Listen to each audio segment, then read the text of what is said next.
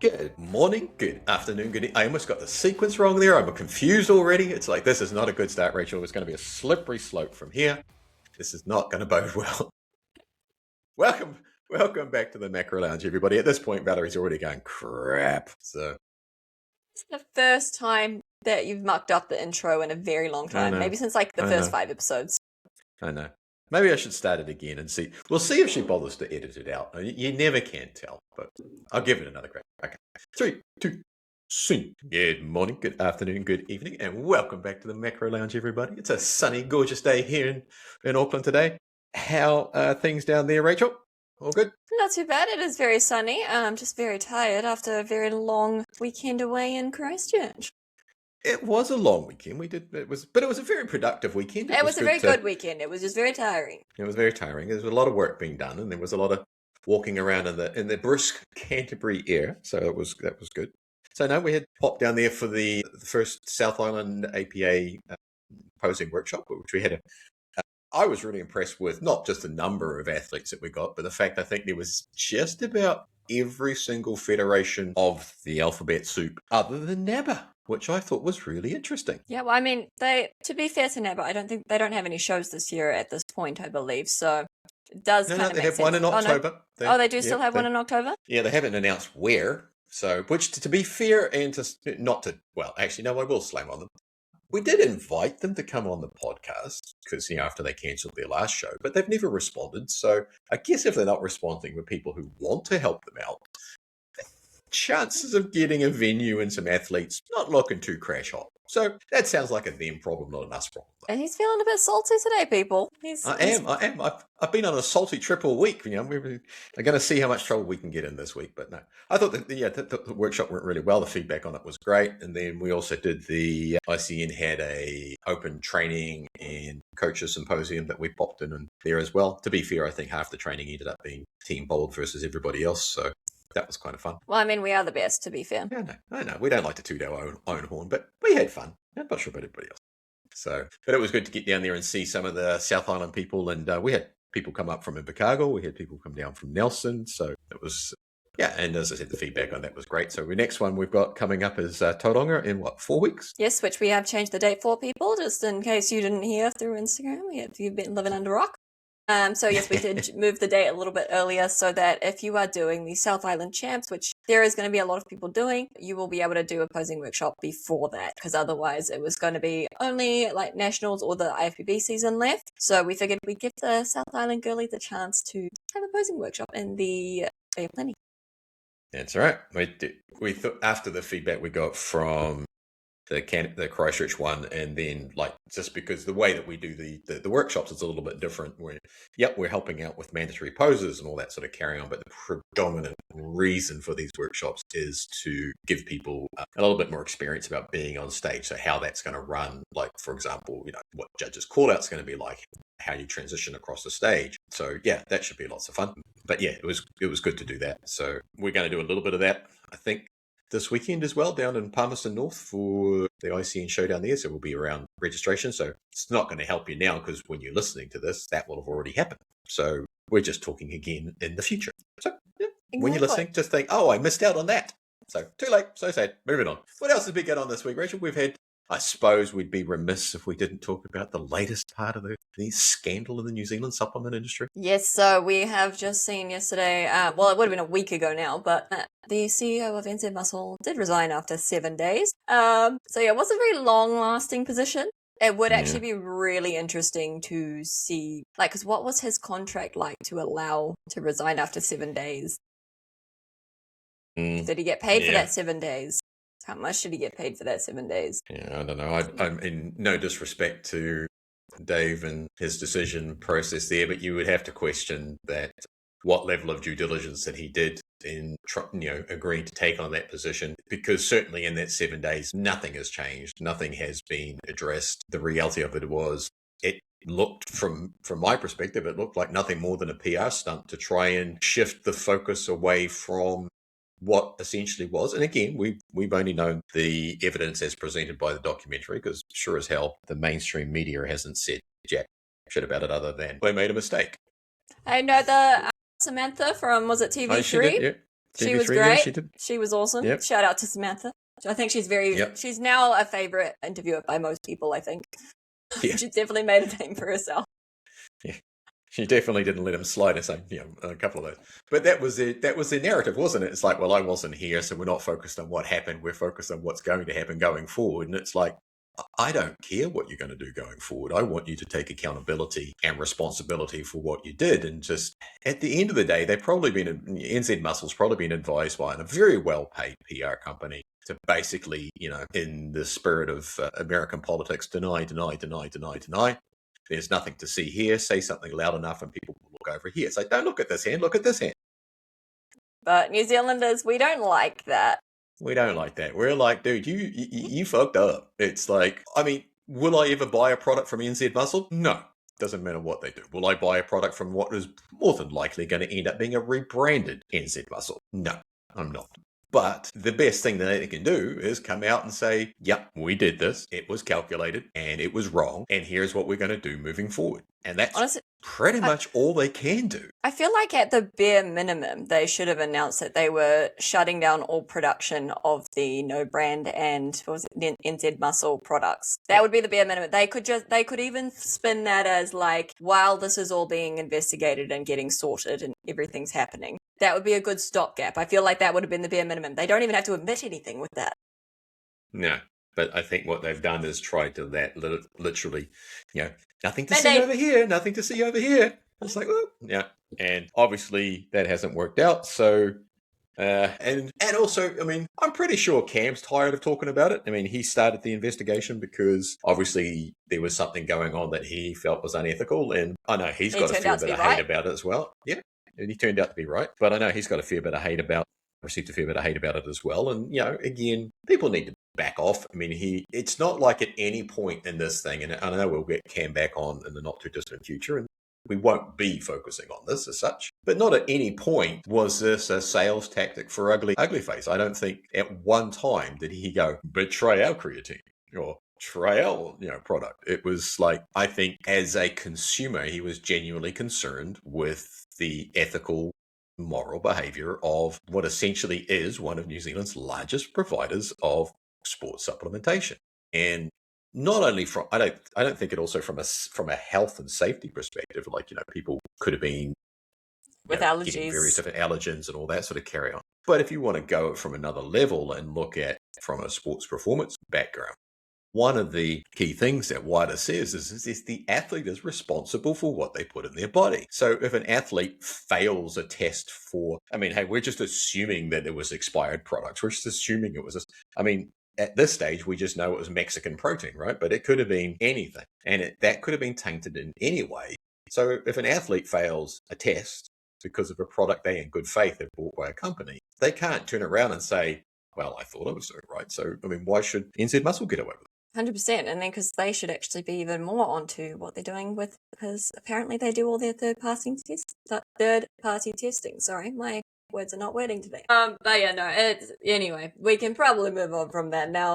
But yes, there's a lot of beef in the supplement world at the moment, so we'll just keep giving you little updates every week. Mm-hmm. But yes, hopefully it'll be interesting to see what happens now, if they get a new CEO or what goes on. But yes, stay tuned. Yeah, stay tuned. I'm sure there will be more drama and more cups of tea around this. But look, at the end of the day, I think everybody in the industry just wants to move on from it.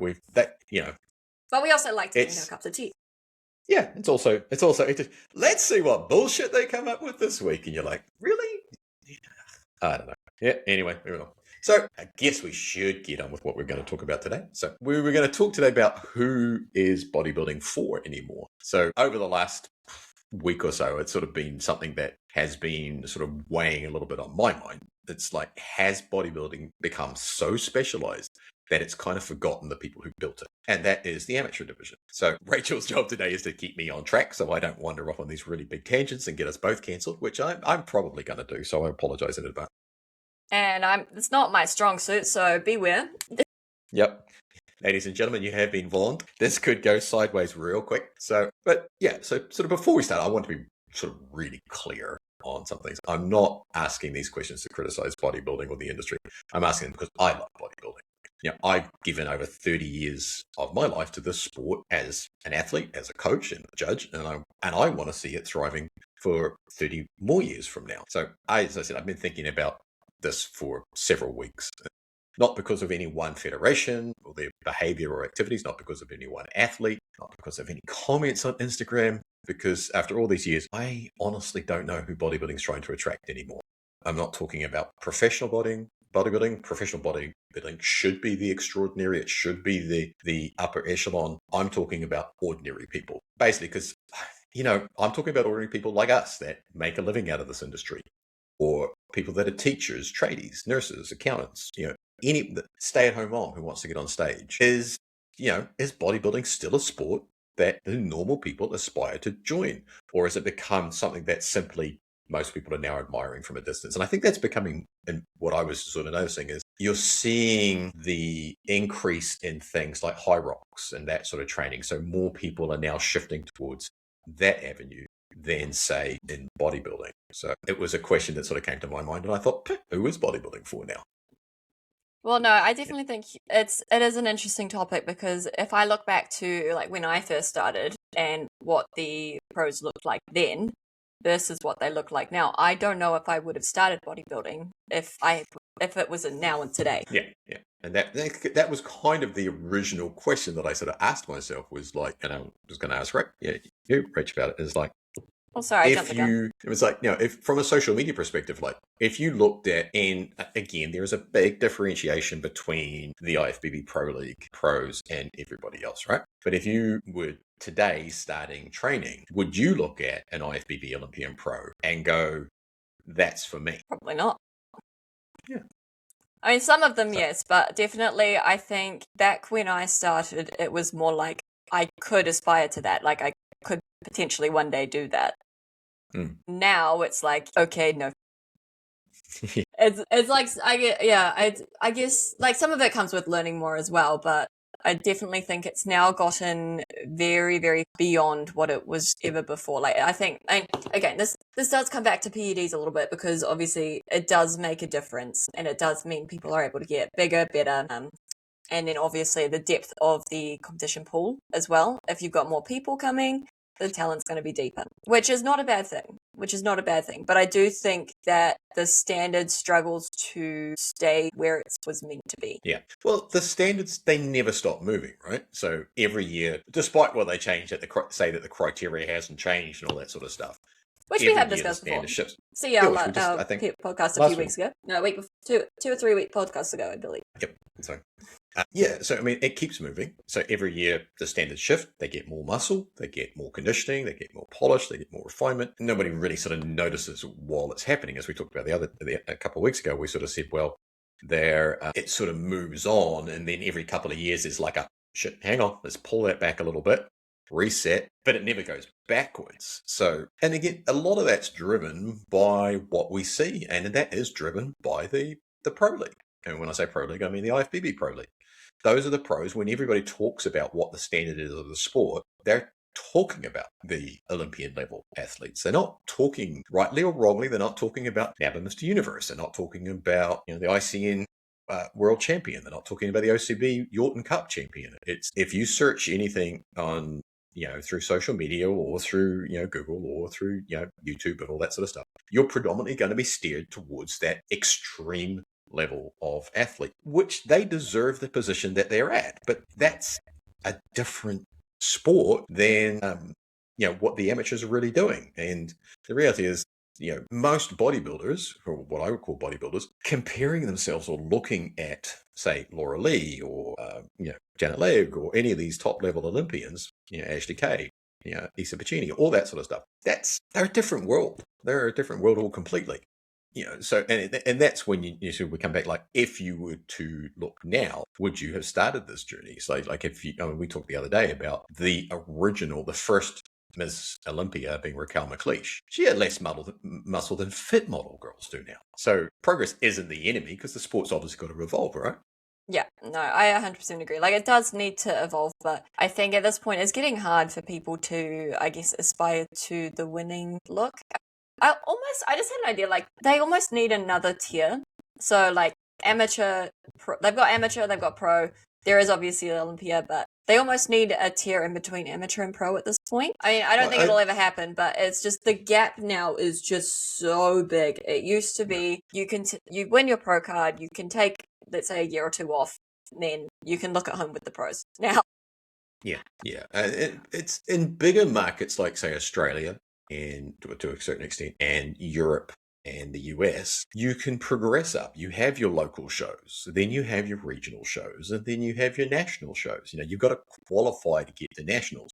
Whereas in smaller markets in the South Pacific, you pretty much, let's be realistic, the only reason you have to do a regional show is so that you can pay a little extra money to do nationals, and you don't even have to qualify other than showing up. But yeah, in that environment in the larger scale, then you do have that division in I won't even say quality, but you have that division in levels of muscularity and levels of extremeness. And again, that still goes back to pursuing that mythical IFBB pro card. And it's almost like, at what, is it just the sport progressing? Because like obviously every year you train, you're going to gain more muscle mass, right? Every year you train, you're going to get a little bit better, hopefully.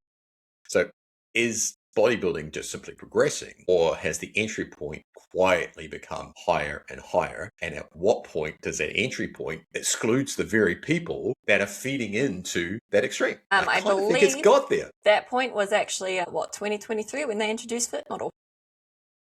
Yeah. I can't say you're wrong. So who created this problem that we have? Everyone blames the athletes. I don't.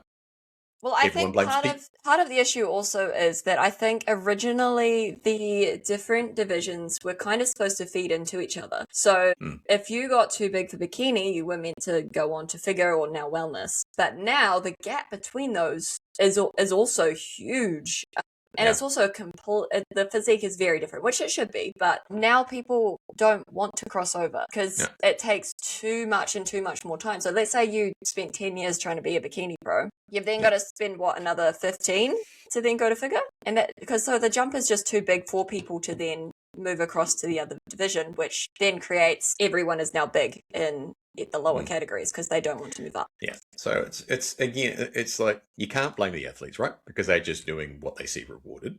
And whatever the judges decide, then they go, obviously that's where I need to go. Everybody blames PEDs. I don't really blame PEDs. Everyone blames social media because you're seeing this level of extreme athlete. Now, some of them who've never even stepped on stage. I don't really blame that either, as much as I dislike social media. It's kind of like, I kind of blame the incentives. It's like, what is the thing? It's like, is it likes? Is it follows? It's certainly not prize money because as we talked about the other day, there ain't jack shit money. And what was it? Something came up the other day. The US Professional Cornhole League had better prize money than the Arnold Classic. They had sad. $5 million in one competition as prize money. $5 million. You're like, that's for throwing a wheat bag into a hole. That's USD.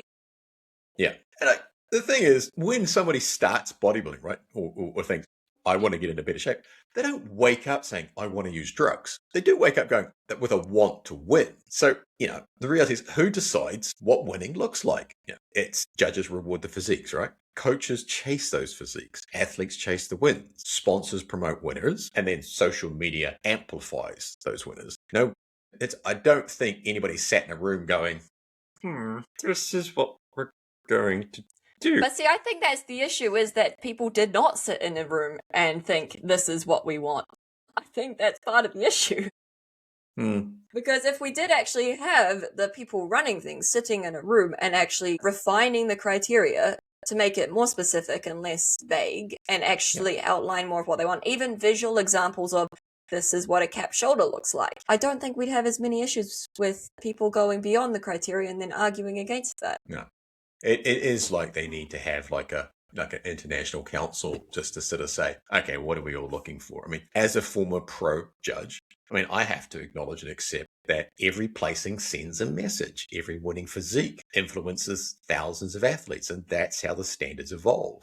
We've talked before, though, that the judges can really only judge on what's put in front of them. But you only have to look at the Olympia and to see that over pretty much since Phil Heath got, lost his title, they've just been rewarding mass after mass after mass after mass after mass. And you could almost argue that's happened with all classes. It's just bigger has been better. And they've tried to pull bikini back a little bit, but I think they basically bikini went, oh, fuck it, we can't do it.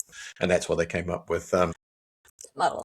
yeah, femoral. So I guess the question is, have we unintentionally created these standards that fewer and fewer people can realistically achieve? Like we spoke the other day, Rachel, it's like, remember, bikini used to be, that was like a 6-month, 1 year training. Yeah. And then you could step on stage. Now it's 5 to 10. So are we elevating the entry threshold so high that people are going, nah, I'm going to do something else? Or are we now separating through results and placings and social media perceptions? Are we creating this massive divide between what we see versus what's realistically achievable? Yeah, I think so. Because now, even so, if you go to the novice class, even standards aren't. I mean, depending on where you are, nobody goes to a show wanting to come last. Like we've said that before. If nobody wants to be in the bottom, I'd say the bottom 50%. Most people's goal would probably be to be in the top 50% at least. Yeah. And generally, if you don't feel like you can achieve that, you might not step on stage, unless your goal is just to step on stage. But a lot of people, that would deter them from competing if they don't feel like they're at that level, which I think there is a lot of people who choose not to compete because of that. Yeah. And is that level, is it dictated by, as I said, if you're looking into competing in bodybuilding and your examples that are put in front of you are the extreme, being the IFBB Pro League, which rightfully, as I said, deserves its placing at where it is. If you're holding yourself to that, well, yeah, then most people are going to go, not only is I don't want to look like that, but 2, it's like, how the hell am I going to look like that? It's like, drugs, give me drugs, give me lots of drugs. No. Not that we're encouraging this sort of behavior, ladies and gentlemen. I guess to ask the uncomfortable question, if bikini today still represented exactly what it was originally designed to represent, would fit model even exist? No. That was supposed to be an entry class category. Yeah. Fit model exists. Fit model is now the entry class category that defeats the purpose of what bikini was intended. Yeah. I mean, federations, they don't create these entirely new divisions just for shits and giggles, right? Because they got bored. They're like, hey, let's throw something else in there and see what they come up.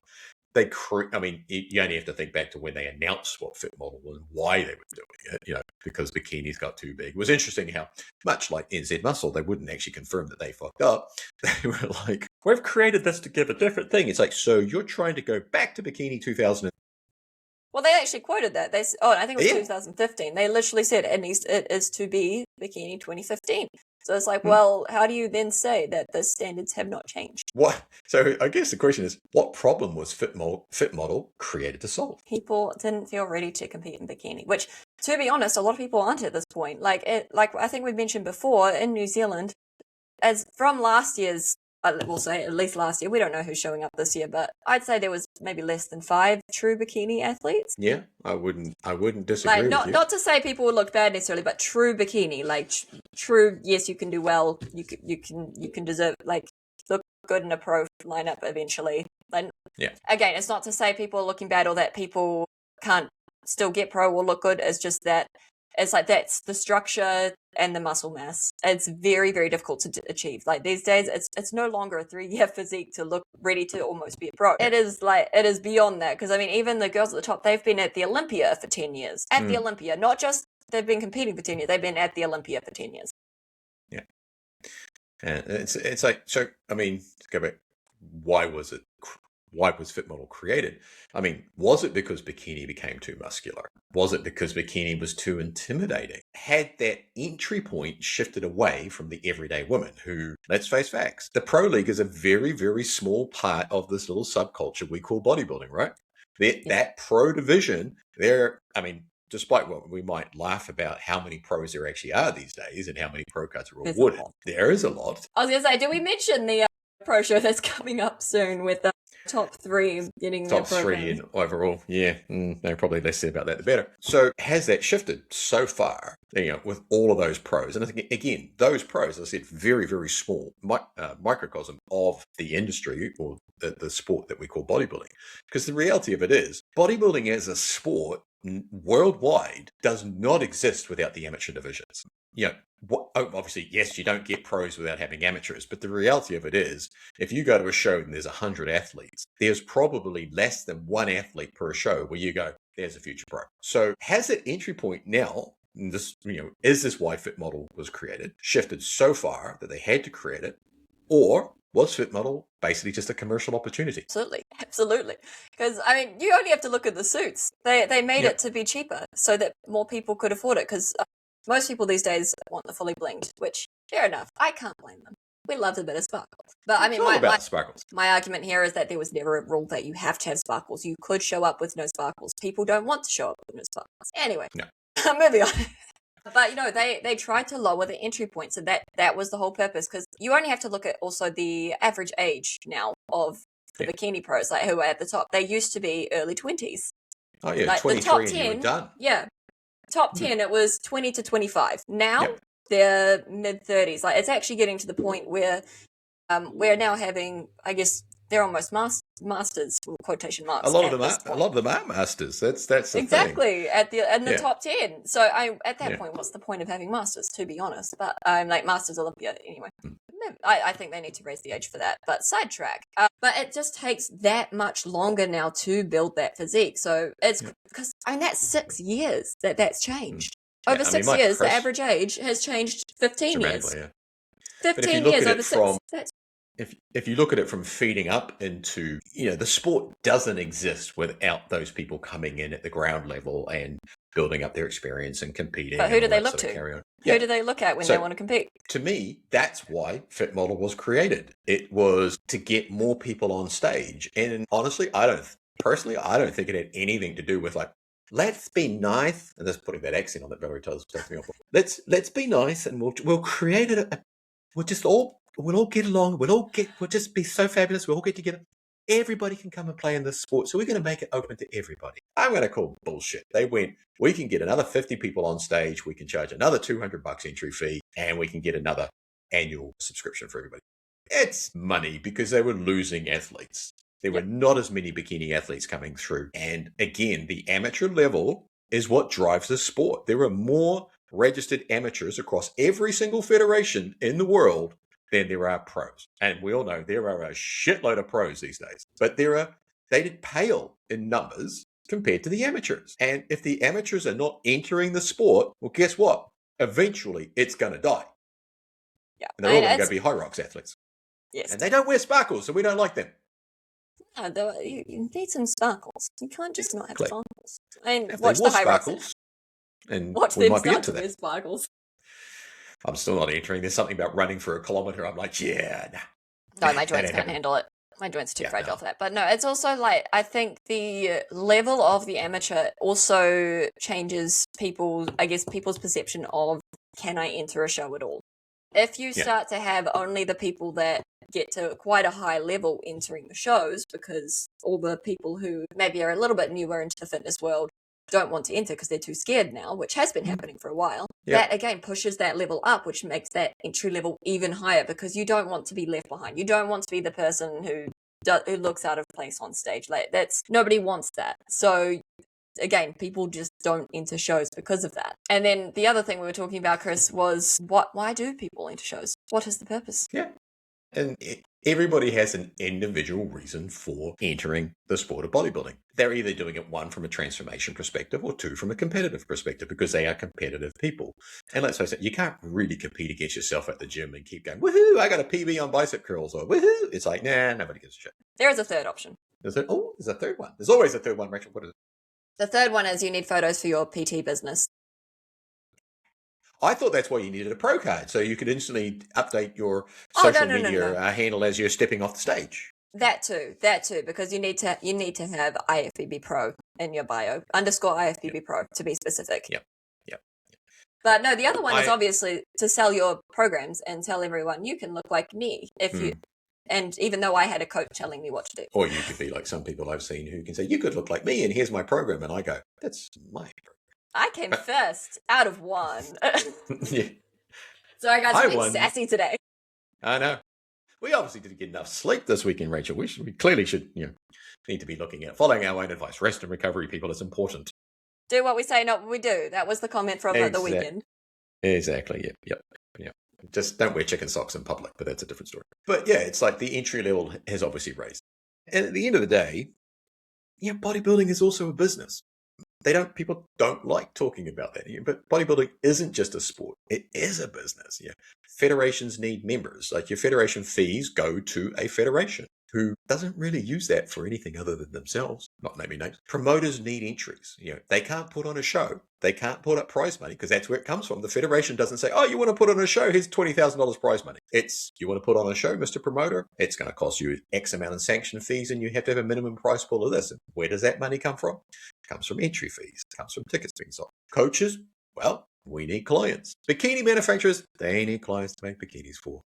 We do. Not saying any of it's wrong, but businesses will respond to the incentives that they're given. So the question, out of all the incentives that's out there, are they creating a healthier bodybuilding industry, or are they naturally rewarding a more extreme industry? Is that even a question?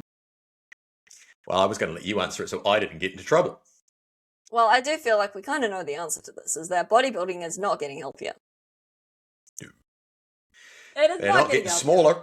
Yeah, they're not getting smaller. Well, again, in the pro league.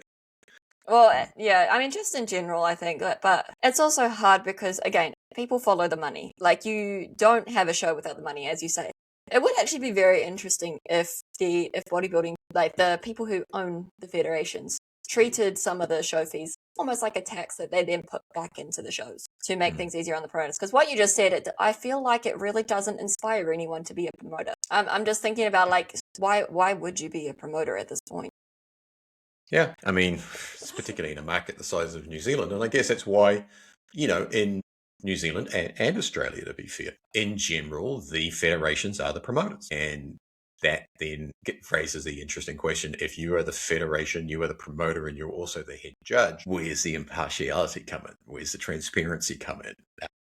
We don't do transparency in New Zealand, Chris. You're going to get in trouble. I want it to know, ladies and gentlemen, it was not me that said that. That was my lovely co-host Rachel Mead. That was not a reference to bodybuilding, by the way. Just in case that flew over your head. Do you now get the reference about the zero transparency? Yes. So yeah, the people who know that one. We talked about it earlier in the episode. Anyway, coming back. But no, I mean, it is hard because obviously you want to have prize monies, you want to have prize, but you need entries for that. Otherwise, how are you supposed to buy the stuff? Unless you just happen to be very, very rich, which sadly most of us are not. Yeah. So yeah, it does come down to money, and obviously everyone wants to make more money, which then consumerism doesn't help the athlete experience. No, which interestingly enough transitions us into the next topic, which, see, I did have a slight plan for this, yeah, and I have managed to somewhat stick to it. But I think, excellent. I can't be held responsible. I think that's when you start looking at now the influx of natural bodybuilding into the sport. So natural bodybuilding federations and etc. And to be fair, natural bodybuilding federations or drug tested federations have been around for a very, very long time.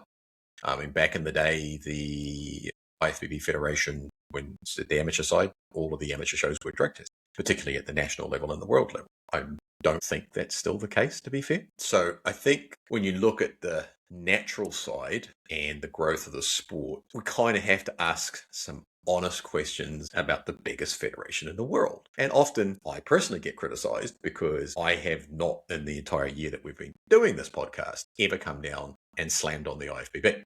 And that's not my intention to do right now. But I was going to say, until today. Until today, yeah.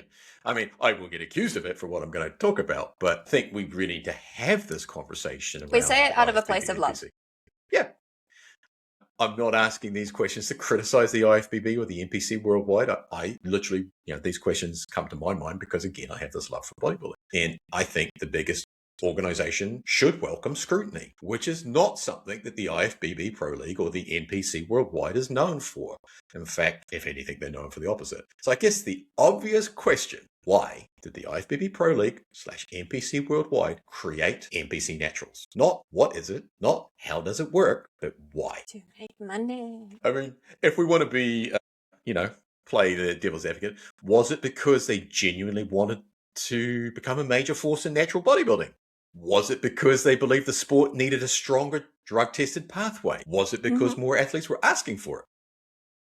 Well, yeah, Or simply, was it smart business? Because natural bodybuilding isn't a niche anymore. I mean, I do think there is a little. I mean, you can say one of those with the were more athletes asking for it. Yes, they were. There is that. The other two, I'm not sure. My opinions on those are. I don't have a lot of faith in those ones. But definitely on the business side. Because let's be honest here, like, I mean, so it's not everyone, but there is a lot of bodybuilders who are enhanced who do look down on natural athletes. Yeah. I mean, it goes both ways. There are a lot of natural athletes who look down on enhanced. Those of you who have been listening for a while, you know we are Switzerland. You do what you do, just don't lie about it. Exactly. Yeah. Don't be a dick.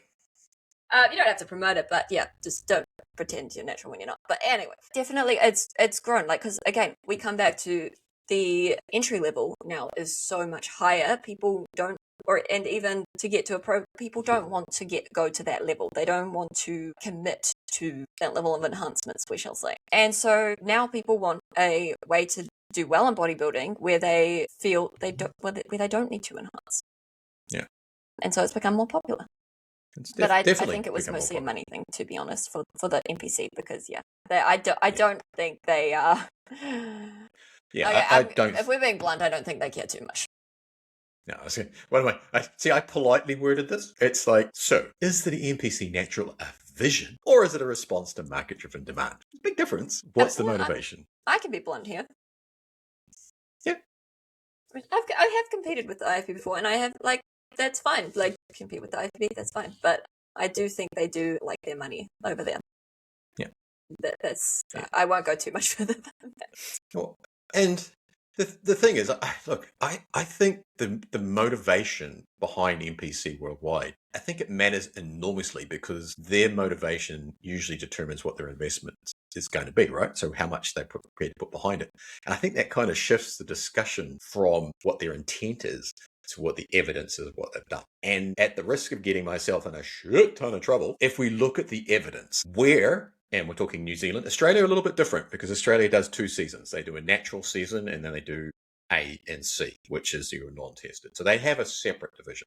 But if you look across the world and in New Zealand, where are the standalone NPC natural championships? Where are the dedicated natural weekends? You know, they're all tagged on as a division or a class to a non-tested show. They are billed as having their own show. They start bright and early in the morning. They come on before the real athletes. And then they get rushed. Yeah, and it's like, oh, you guys are going to be done in... you guys are going to be done in 90 minutes. Yeah. So where are the standalone shows? Where are the natural weekends? And if you want to take it globally, where are the documentaries made on a natural athlete? Where are the athlete features? Where are the sponsor campaigns built around natural competitors? Where are the headline natural stars? Here's a challenge for you. You name me one. Actually, no, that's probably a bit easy. Name me 3 natural pro champions. And I can guarantee you could name me at least 5 bikini champions, and you could probably name me, well, at least 1 classic champion, and you could probably name at least 3 Mr. Olympias. Where is the money that goes behind the natural sport to say these athletes make a difference? Where is the progression in the NPC worldwide and the IFBB Pro League for their pro natural competitors to go somewhere else? They do a handful of pro shows worldwide, which is nothing compared to what else they do. You know, there is nowhere for them to go. Nobody knows about them because they're not pushed. And why are they not pushed? Honestly, because I don't think they give a fuck. Ooh, we got sassy. I was actually going to ask, do you happen to know, Chris, off the top of your head, what the prize money is for the Ben Weider Pro Show? Because that is considered, like, I guess, the natural Olympia. We don't have there is no natural Olympia in the IFBB, but it's the closest thing there is. They are making a natural world champs, which is the Pittsburgh Pro, which again is going to be tacked on as part of a pro show. Of course it is. Actually, I don't know what the Ben Weider prize money is. I'm going to guess 3/4 of stuff all, and but probably even less that, than the Autumn Cup. I can't tell. I couldn't name who actually won the Ben Weider in bikini. I wouldn't know, or no. wellness or anything. I actually wouldn't know because they do not promote it. It's basically treated like a national show, not even a pro show. Yeah.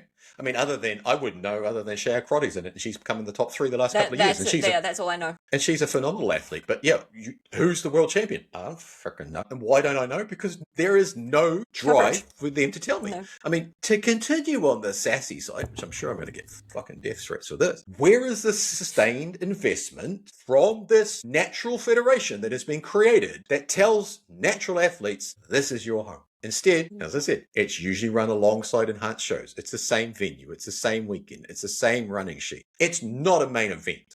It's not even like, it's kind of you've got, let's do the drug-free people, and then we'll go juniors, and then we'll go masters, and then we'll go novice, and we'll go open. It's like, you drug-free people, like, just come and get out of the building early, because you kind of like, we're worried that you'll contaminate the real bodybuilders. It's like, I mean, seriously, I've listened to the speeches that come from various promoters about what drug-free is and all that sort of stuff and how proud they are of them. If you're proud of what they are and you believe that there is something in it, put your goddamn money where your mouth is and make the sport grow.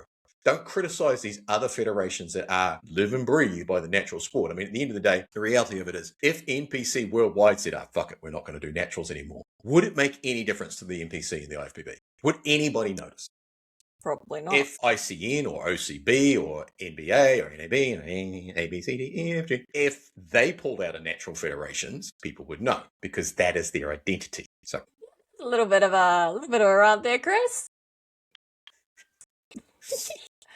I'm actually trying to find who won the Ben Weider Pro Show, the recent one. I can't find who won it. I can only find random reels that they've posted. Yeah. I know Lorna Dunbar was in it for bikini, and that's about all I can find. Just and the thing is, I think with natural bodybuilding, I think it matters about what the intention is, because I think that, and the athlete's perception, because that becomes the culture. So, imagine you're entering your first natural competition and you're entering NPC natural, or, you're entering ICN or whatever, and it happens, you're entering an NPC show and it happens to include natural shows. One will say, does one say this weekend's for you? Or does the other say, we've made room for you? So if this is what you're about, those are very different experiences. The biggest IFBB stars are everywhere. They're on posters, they're on live streams, they're on YouTube, they're in documentaries, they're supplement campaigns. Again, who are the IFBB natural stars? Actually, I just realized that we're not the average fan, Rachel. Neither of us can name them other than Shea Crotty, because she's from New Zealand. Oops. So, I don't know. Oh, are we back? Am I back? You're back. You went somewhere. My internet's bad, apparently. But I realized why we didn't hear anything about the bikini one. Because I found the score sheet, and I remember the drama there. So Lorna came second. The girl who came first, her let's just say her status as a natural was very questionable. And yeah, I think that's possibly part of the reason why that was not promoted. I don't know if she was or not. I don't know, but there was a lot of questioning about it, and there was a lot of suspicions on Reddit as well, and people posting progress photos. But yes, I don't know the true story. Nobody knows, but yeah, there was a lot of questioning, so potentially that also has something to do with it. Because at the end of the day, the IFBB especially, I would say they reward the most impressive look. Yeah, and so they should. Whereas against that. Natural federations, though, they will not reward an unnatural physique necessarily. Yeah. They prefer, if someone looks very unnatural, even if they look more impressive, they will be, what's the word? They'll be marked down. Marked down for it. Yes. They'll be penalised, yeah. Penalised, so, that's the word. I was like, punished? No. No, that's if they fail the drug test. So again, if these natural athletes aren't marketable, then I guess the biggest question is, can the world's biggest bodybuilding federation organization genuinely become the world's leading natural bodybuilding organization? Not from an administrative perspective, but culturally. Because I don't think they can. The culture doesn't change because you add another class. The culture changes because you change what you celebrate. So choice isn't the same as commitment. So offering natural bodybuilding and building your organization around natural bodybuilding, they are very, very different things. So again, as I said, if the NPC natural disappeared tomorrow, would anyone describe the IFBB differently? No. I honestly don't even think they would get a lot of pushback about it. No, they would get a little bit, but I don't actually think most people, I think, would be, okay, like, there's other places to go. Yeah, so it's natural bodybuilding for those natural federations. Natural isn't something they also do. It's why they exist. So, look, I'm not questioning whether the IFBB has a natural division. I'm questioning whether natural bodybuilding actually sits in its priorities. And so if you're asking natural athletes to believe they're just as important, you know what? Show me that they are. Look, we all know that when it comes to enhanced versus natural, we're Switzerland. I don't care. I haven't been, I've been on TRT since I was 23. I'm not hiding any of that. But if you're asking natural athletes to believe that they're just as important, then show them. But they never will be. No. No, I mean, they should. They should have a place, but they should not be considered second. Like, I honestly think the natural pros are honestly almost considered as amateurs in the IFBB. Yep. Well, to be fair, I mean, like, you win your IFBB pro card as a natural, and they say, well, you can compete in IFBB natural shows, but you can also compete against IFBB pros. What natural athlete in their right mind is going to go, well, that's a good idea. I'm going to go stand next to Derek Lunsford and look like I just started training. And that's not because the natural athletes don't have very, very good physiques. They just look different because they're rewarded for a different look. You cannot look like Mr. Olympia if you're natural. And if you do, I'm going to call you a liar. But haven't you heard that all these guys these days, they all have myostatin deficiencies or whatever it is. And it just causes them to grow muscle like weeds. Did you not know this, Chris? No, I missed that memo. Yeah. Anyway, to get off that topic, I think for natural sport, you have to show the athletes through investment. You have to show through promotion. You have to show through prestige. Culture isn't built by announcements. We now have a natural division. Culture is built from the ground up, and it is built around what you choose to celebrate. And if the sport at a professional level does not celebrate those natural athletes, it's just a money grab. All right, I have a question for you, Chris. Would you rather that the IFBB actually prioritized and promoted the natural division more, or natural federation more, and they put them in the media, they shout it from the rooftops just like they would any other pro show? Or would you rather that the natural federations potentially all fed into one big show like the natural Olympia for their pros, and they could all team up? What do you think would... This is a tough one. I think... look, it used to be amateurs fed into the pro league, right? So they came through an amateur federation, got drug tested, then you go away for 2 years, put on some size and go and compete. I would rather see it fill in from an amateur side to then develop into the pro side, so come in from the bottom. I don't necessarily think the two, like, go back to when we had Sully Sullivan on, they are different sports because they have different looks, they reward different things, and you can't at some point expect the two to come together and have a successful result because you're not comparing an apple to an apple. I don't care what anybody says. Well, if they train hard enough and eat their protein and do this, they can be as... No, they freaking can't. Absolutely not. So stop, don't bullshit just because it sells your narrative. It sells your coaching plan. It sells whatever. It's like, no, it's physically not possible. You can have very, very good natural bodybuilders. They just will not look like a very good world-class enhanced bodybuilder. That is just a fact of chemistry. You can be big, lean, and full, or you can be natural. Yeah. You can be one of these. You can be two of these three, but you cannot be all three. You cannot be all three. Nope. You pick two. But if you are enhanced, you may pull out the third. Yeah. But no, as you say, it is different. But do you think it would be better to have that under the umbrella of the IFBB if they were actually to promote it properly, or do you think it would be better to have it as a separate organization entirely? I think it should be a separate organization entirely. There we go. It would actually be really interesting because there's a lot of natural federations and none of them are anywhere near the size of the IFBB. It would be really interesting if we could get a promoter who did like a natural, like, Olympia thing and just said, okay, we take pros from all federations or all natural federations. If you are a natural pro, I don't care where you're from, we take you. Because I feel like that would make a really good, like, best of the best situation with everyone rather than you're limited to... It's like boxing. You've got all these different federations, right, that have their world champs, but somewhere along the line, they can be unified. How do we do that with bodybuilding? We're dealing with a very niche subculture who basically, I mean, you're hard enough to get one country to agree with another country, let alone to get the whole federation. I mean, it would be great. Will it happen? Probably not in our lifetime. So I guess that sort of segues into, has bodybuilding created its own elitism? It's, somewhere along the way, and it's quite an uncomfortable question. because I realized that I was part of that culture for a very long time. So somewhere along the way, parts of bodybuilding decided that unless you're chasing the biggest, hardest, most chemically enhanced physique possible, you're somehow not a real bodybuilder. We've all heard the comments, Rich.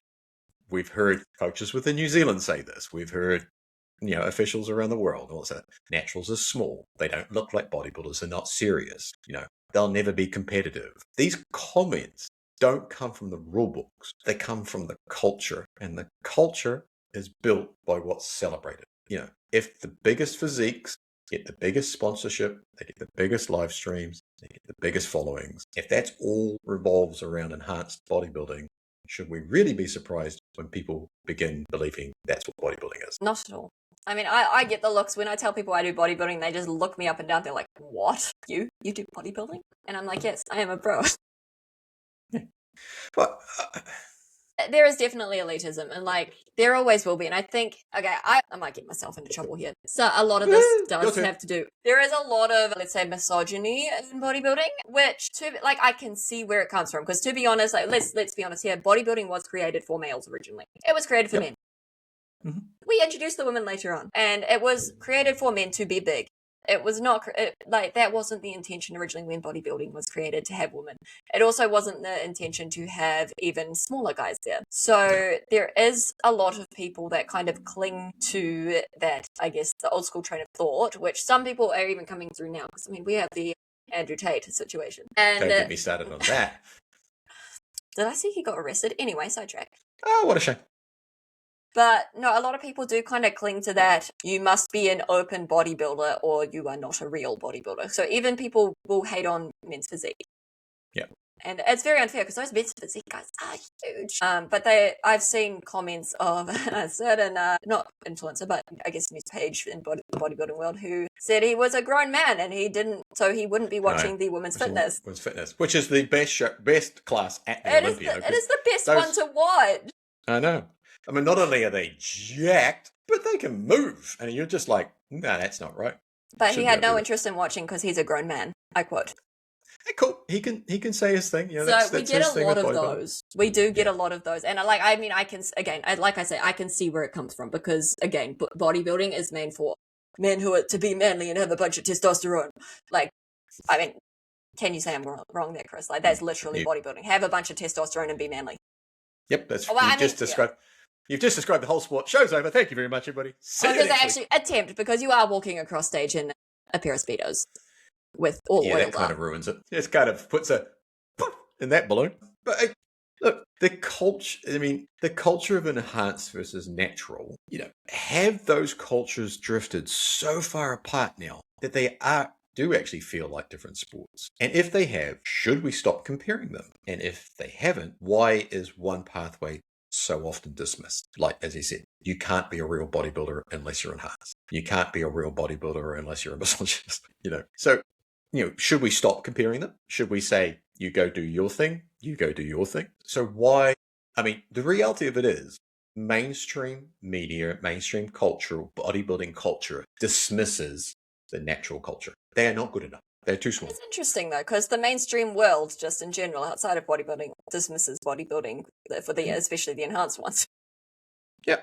And that's why bodybuilding will never have a place in the mainstream media in general, because technically it's illegal. So, yeah, it's a really interesting one. It's a really interesting one because, there is both sides to it, and people can't seem to get along. People can't seem to accept that they're just you can do either. Make your choice. It's fine. Yeah. Nobody cares. And look, I don't have a problem with the elite side of the sport. I don't have a problem with enhanced bodybuilding. I've coached and I continue to coach enhanced athletes. I've judged enhanced athletes. Some of the greatest physiques ever built were enhanced. Well, they probably would be. Yeah, but what I do have a problem with is when the enhancement quietly becomes the definition of bodybuilding. And most people that do compete or that enter in the sport of bodybuilding are never going to be that elite level. So why are we allowing enhancement to dictate the whole sport publicly? We're still seeing the growth of natural federations. We're still seeing the growth of the sport at that level. But why are we not seeing the biggest player in the sport seriously getting behind it? Why is it a battle for these smaller federations to get coverage, to get athletes? Who's kidding who? when you show up for a natural show, so. Hey, Chris, do you really want me to answer that? I do have Yep. one word that starts with the letter M. Misogyny! Okay, that was not where I thought you were going. I was like, shit, she's really going to get us in trouble now. Oh, okay, what were you thinking? I'm not, I ain't saying it. Damn.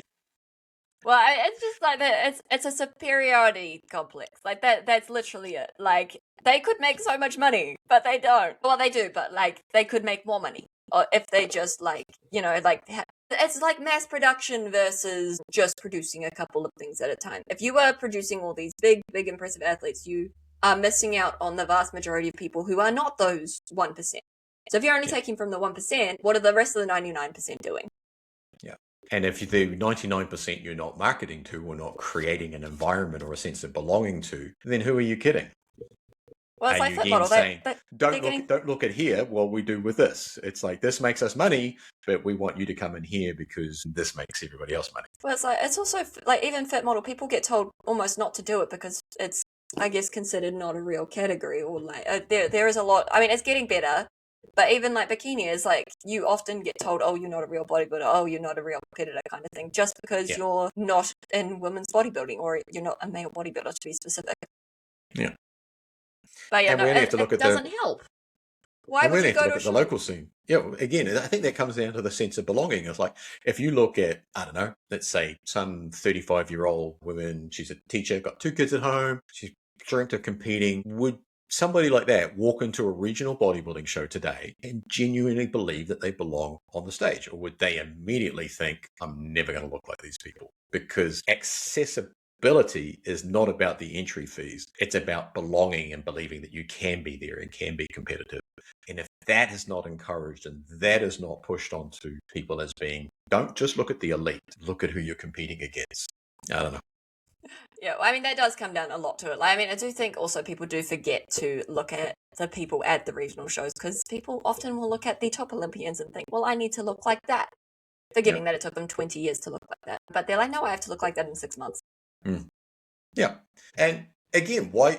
It's like every kid, it's a stereotype. Every kid in New Zealand grows up wanting to be an All Black, supposedly. But you can't look at the All Blacks when you're 5 years old and say, I can run and pass and tackle like that guy. It's like, I may get there eventually, but the most likelihood is I'll end up playing club rugby. I'll end up playing representative rugby, and I'll compete at that. So it's like, you've got to, the sport has to be driven towards the main people that participate in it. And so often we don't see anything around now about the people who actually participate in the sport. All that we're seeing is the elite. And that's why everybody talks, and we do here, and everybody knows that we're Switzerland to an extent, that we talk about, whenever we talk about the pinnacle, we're guilty of it. When we talk about the pinnacle of female bodybuilding, we frequently refer to people like Laura Lee, Ashley Kay, et cetera, et cetera, et cetera. We don't bring up the names of Rachel Mead, pro bikini champion. We don't bring up the names. I know. I mean, although if you start talking about yourself in the third person, I'm out. It's, it's not just the federations that do that. It's us as fans and supporters, and us that are in the industry that, who make a living out of, coaching and providing services to the industry. So I don't know. The culture just needs to change. Well, it's even if you go to a show and you sit in the audience, like, it also needs to be a fun environment. Like you were saying with the rugby, like, people want to go watch the rugby, even if they have nothing to do with rugby, they don't play at all. They want to go watch for the vibes. It's fun. It's a good time. You can like watch and have like, it's just amazing to watch. We don't have that with bodybuilding, really. Like, maybe at the Olympia people might do it, but generally it's very serious. You're there because you're a coach, or because you're a friend, or because you compete. We don't have, I guess, the fun of people just wanting to come and watch to see the sport, which is what a lot of other sports do have, which is that is a culture thing. That is a culture thing. Like, I mean, I don't know what the solution to that would be, because obviously I don't think you're going to get many people drinking in the audience for a bodybuilding show. Maybe that would help. I don't know. I mean, usually that's the meal prep. Yeah, shots between rounds. That's probably not a good idea. Maybe they just need food. Maybe they need a buffet of chicken and rice along the back, and that'll encourage people to come watch. That could work. That could work. Some form of incentive. But look, people are probably going to when we will probably finish this episode thinking I'm anti-IFBB. That's not true. I'm not. Others will think I'm anti-enhanced bodybuilding. I'm not. Some will think I'm pro-natural bodybuilding. It's not even that simple. What I am is pro-bodybuilding. All I'm asking today is whether we're building a sport that more people want to join, or are we building a sport that people simply watch as a freak show? Are we going back to the old sideshow? Here's the guy with the muscles. Here's the woman with the hairy beard, which, interestingly enough, could be both the same sport. Because maybe we've been asking the wrong question. And the question really isn't, has bodybuilding changed? Because every sport does. The real question is, who did bodybuilding leave behind?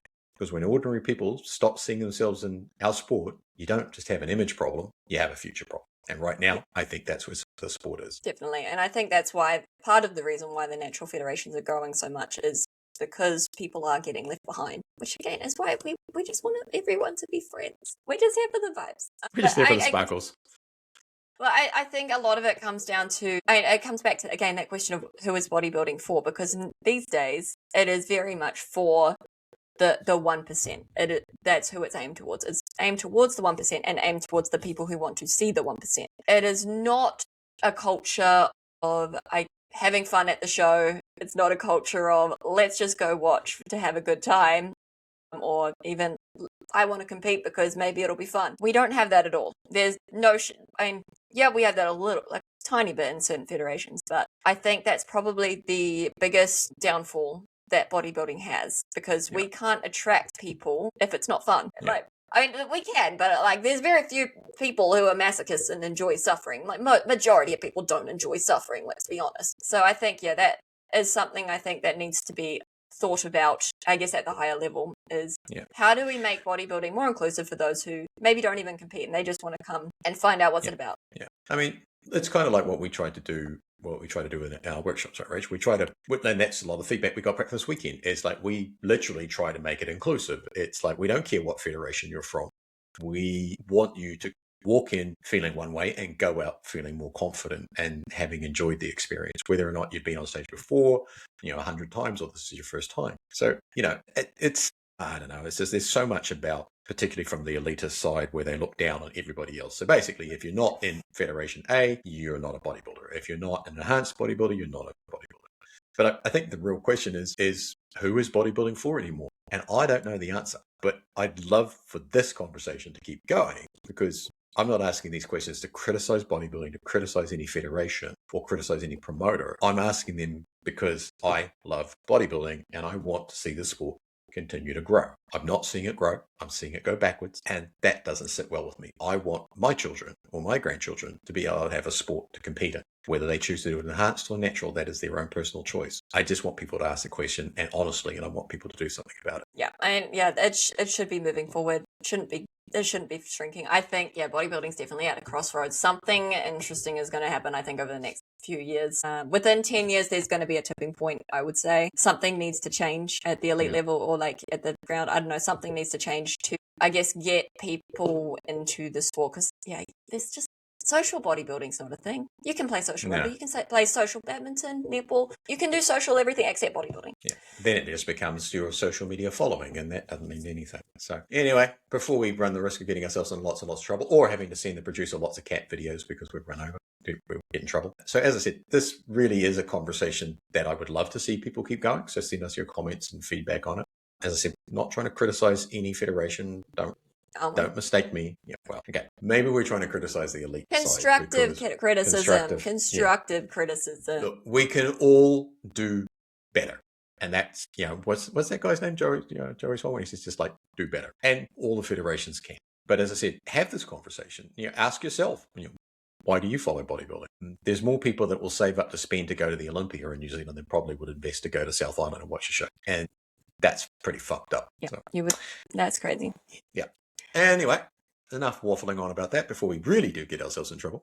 So we've got a big week coming up. We've got the ICN North Island champs down in Palmerston North this weekend, which would have happened by the time that which this will have episode happened. So is again, out. we're talking in the future, in the past, in somewhere other than the timeline that we're in. It's, by all accounts, is a very big show. We won't discuss numbers until afterwards, but yeah, there's some big lineups, so that'll be cool. And obviously, we look forward to seeing people there. Come and say hi if you see us, or you did see us. Hope you did say hi. And if you didn't say hi and we forgot who you were, I apologize now. But Again, thank you for joining us today. As I said, if you want to continue this conversation either online or offline, please do message us. And of course, if you enjoyed today's ramblings and our attempt to get ourselves cancelled by everybody, please make sure you like and subscribe on YouTube and Spotify so that more people can find out what we said about them and then I can get complaints directly. Please send all emails directly to my lovely wife and she will handle them. So we'll see you all next week. Have a great week, everybody, and enjoy your training. And in the words of Joyce Well, go to the fucking gym.